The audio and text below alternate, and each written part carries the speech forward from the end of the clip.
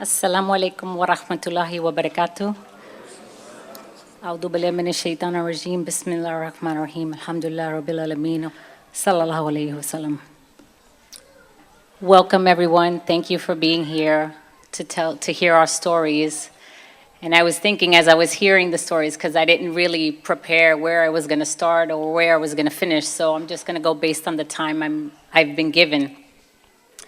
So my story is a little different than the speakers before me. Some things similar, some things very different. I come from the life of what the dunya brings you when you think the dunya is what is most important. I come from being a celebrity personal trainer and nutritionist, traveling around the world, training professional athletes, celebrities, notable people behind the scenes, being in Miami, Las Vegas, and Hollywood. And that life was filled with a lot of great things at the time. There is not any party in the Hamptons or in Vegas or in LA that I hadn't been to. There wasn't a magazine I wasn't in. There wasn't a celebrity or a rapper or a professional athlete that I didn't know or associate with. But with all that said, at the end of the day, even though I was born and raised Catholic, from a Puerto Rican family, but not so traditional because I was raised in an Italian neighborhood. So I was like the only Puerto Rican girl in the Italian neighborhood. And I'm from Brooklyn, so if you could tell a little bit by my accent. But nonetheless, I was also a national level fitness competitor. So a fellow competitor, a guy, happened to be Lebanese and was Muslim. So we're both competing at the national level. I mean, he's competing in the small attire that they wear, and I'm in my bikini. And he decides to, at some point, tell me, you have to change your ways. You have to change how you dress. I said, but wait a minute. You wear the same thing I'm wearing. We're both competing. What are you talking about? You do the same thing I do. What's so different? And of course, being a feminist like Lisa, I was like, no, women can compete just like men do. So he gives me the Quran. And I was like, okay. But he did it in such a forceful way that it reminded me of something that I'd seen from born-again Christians, which my father is actually a born-again Christian pastor in Orlando, Florida, as we speak. And my mother is still somewhat Catholic. So I looked at it, I was like, oh, okay, whatever. I read like a page or two, and I put it on the shelf. And that was back in like 1998. So the years are going by. Again, I'm traveling the world. And in my work, it was put to me to make a trip to Malaysia. But it was 8 months after 9/11. So they asked me, would you feel uncomfortable to travel to Malaysia? I said, well, I don't think in my mind I'll ever get to go to Asia or Malaysia or anywhere like that again. So I'm not going to say no. So here I go. First I went to Hong Kong, then I went to Malaysia. And when I got there, I was like, wow, there's so many Muslims. I thought they were Asian. I didn't know. So, and it just so happened that it happened to be Ramadan. It was November of 2002. So I'm doing my circuit that I had to do because I was a presenter at the collegiate level and also on the international level. So I had to present at Kuala Lumpur's Islamic University. I didn't know it was an Islamic university. So I get up in front of all the faculty, the professors, all the physiology department, the anatomy, all the exercise physiologists are there staring at me, and they're all men. So there's like maybe 2 women.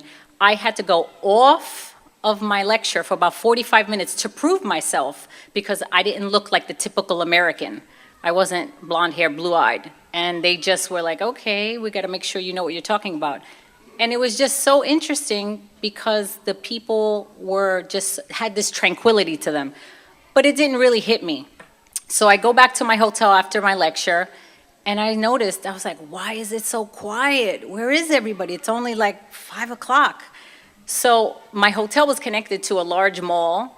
And then I said, oh, let me go to the mall. They told me the mall was going to be open late. So I go to the mall. All of a sudden, I don't know, it's 7, 8 o'clock. this stream of people came from everywhere. It was the middle of Ramadan, so it was after iftar. So after iftar, everyone was everywhere. There were Muslims everywhere. I was like, wow, subhanallah. I didn't say subhanallah at the time. I said, subhanallah, wow. And everybody's covered up. Okay, this is cool. So that was in 2002. That just stayed at the back of my mind. So now we're gonna flash forward to 2005. I'm now a competitive triathlete and biathlete, which I was at that time the best shape of my life, and I was preparing for that. This was in September of 2005. The following week, I was preparing for a pretty big biathlon in Long Island.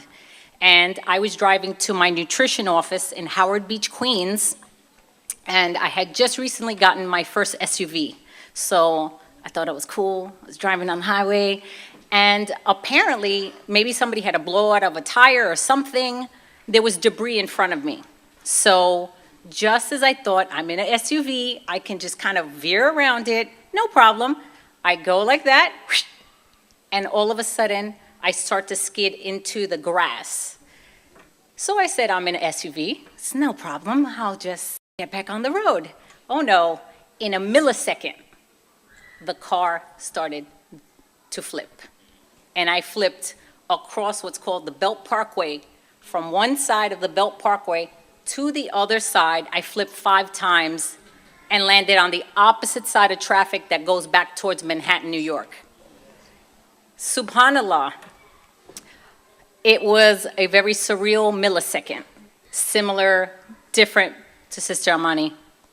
I opened my eyes. I don't know if I was unconscious or the paramedic that was driving, watching my car flip, touched my face, but no car hit me, subhanallah. By the grace of Allah, I am standing here to even tell this story. And I was rushed to a hospital in Brooklyn, Lutheran, and all I could think is, oh, my clients, I'm in the ambulance. I was about to see some nutrition clients later in the afternoon. I had more clients. I made the lady in the ambulance, I said, if you do not give me my cell phone so I can call my clients, you will have to get me, I will not go in this ambulance. So I'm like with the gas, the oxygen, telling my client, excuse me, I'm not gonna make it, I got into a car accident. My dedication to what I do of helping people, women and men at the time, that is the soul that I have always breathed. That's the breath within me. That is the soul that I am. So that was the most important thing to me at that time. So I get to the hospital, and apparently there might be blood on my brain. Uh-oh, that's a problem. They stick me in ICU. So at this point, my friends get a hold of my mom and my brother. They're like flying from the Bronx to get to the hospital. And alhamdulillah, the blood in the brain, or what they thought they saw, the swelling went down, so it was fine. But I was admitted because I had a massive concussion. With that type of accident, most people don't even make it. I just had a little cuts on my elbow, and I had a nice little gash on my head because of the seatbelt. My head was banging into the seatbelt as the car was flipping. So as the weekend passed, on Monday, the administrator of the entire hospital comes to my bedside. Now, apparently he doesn't come and visit patients. So he said to me, this is off the record, I just wanted to come and see the person that survived this accident, because most people come into this hospital with a quarter of this accident and don't make it. So I wanted to see who it was. And he said to me, again, off the record, I don't know what you believe in, but whatever it is, if you believe in God, you find out what God has planned for you, and you go and you do it. Now, that was 2005, so that kind of stayed there. Didn't really do anything with it. I continued with my dunya, fast life, Hollywood, Vegas, you know, that scene like you see it on television, all the flash. And now we fast forward to 2009. So I'm flying back from a business trip in Los Angeles, and I had to get to a wedding, a Catholic wedding, and it was March of 2009. I landed in John F. Kennedy Airport, raced to the church in Queens because it was my good friend and client getting married, and she was not going to walk down the aisle until she saw her personal trainer because we'd worked so hard to get her in the best shape of her life. Alhamdulillah. Anyway, so I get there, and I watch the Mass. I can recite the Catholic Mass like if it was part of breathing. And in some moment, watching her get married, I said, I no longer want to be Catholic. I didn't know why. Maybe because I just didn't have that connection in that Mass. I just felt so disconnected from God. That's all I did know. I said, I don't want to be Catholic anymore. There's something lacking, and it's my connection with God. Now, when I walked out, I did know I didn't want to be Jewish, because I knew that process was just way too long. I read about that. I was like, oh, no, I don't want to do that. Oh, they're never going to let me in, not with my past. So, living in Bay Ridge, Brooklyn, a very heavily diverse community, and probably the largest Arab American community in New York City, I had a lot of friends, Palestinian American, Egyptian American. So I was around a lot of people that were Muslim, were practicing Muslims, and basically, thank you. I called up the closest family I was closest to, an Egyptian American family, and may Allah preserve them and raise them in rank for what they've done for me. I called them up because I was like, I think I want to take my Shahada. Well, before I said that, I actually Googled it, how to become a Muslim.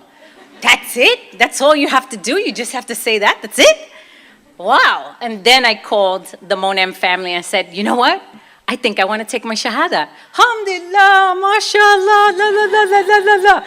They rushed me to the local masjid in Bay Ridge, Musab, and at the time there was a library next door. I mean, I walked out with books like this. And I said to myself, I know I'm not going to read any of this.